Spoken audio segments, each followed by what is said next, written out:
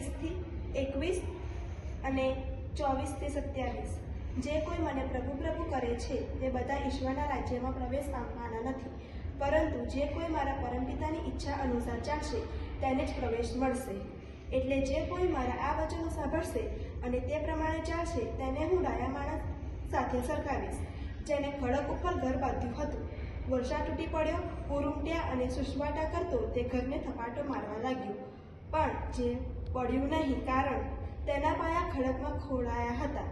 અને જે કોઈ મારા આ વચનો સાંભળશે પણ તે પ્રમાણે ચાલશે નહીં તેને હું મૂર્ખ માણસ સાથે સરખાવીશ, જેને રીતે ઉપર ઘર બાંધ્યું હતું, વરસાદ તૂટી પડ્યો, પૂર ઉમટ્યા, પવન સુસવાટા કરતો તે ઘરને થપાટો મારવા લાગ્યો અને ખડકભૂસ કરતું તે તૂટી પડ્યું। આ પ્રભુની વાણી છે।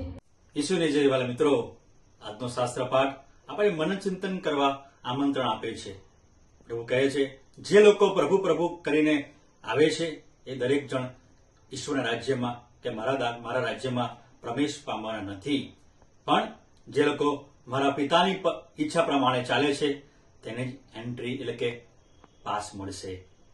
આવા મારા વાલાઓ, ખાલી 24 કલાક ચર્ચમાં બેસી રહેવાથી આપણને સ્વર્ગનું રાજ્ય મળી જવાનું નથી। આપણે જે સાંભળ્યું છે, જે ગ્રહણ કર્યું છે, જે વ્યક્તિને આપણે ગ્રહણ કર્યા છે, જે વ્યક્તિ વિશે સાંભળ્યું છે, હવે એ પ્રમાણે અને વ્યક્તિ વિશે આપણે હવે સાક્ષી પૂરવાની છે।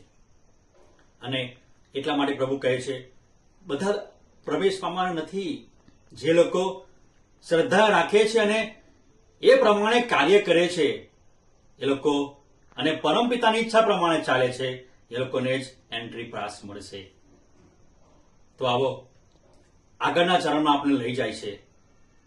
આપણે ક્યાં ઘર બાંધવાનું છે? રેતી ઉપર કે ખડક ઉપર?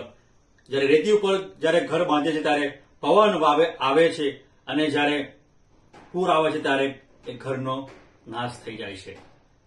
અમારા વાલાઓ, જ્યારે ખડક ઉપર ઘર બાંધીએ છીએ ત્યારે ઘર ટકી રહે છે, એને કશું થતું નથી, કારણ કે એના પાયા ખડકમાં છે।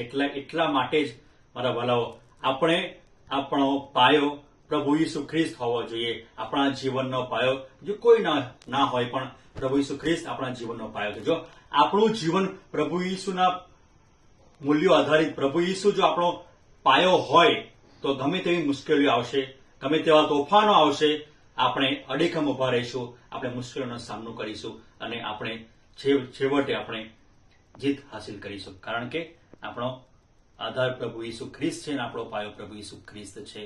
આમીન।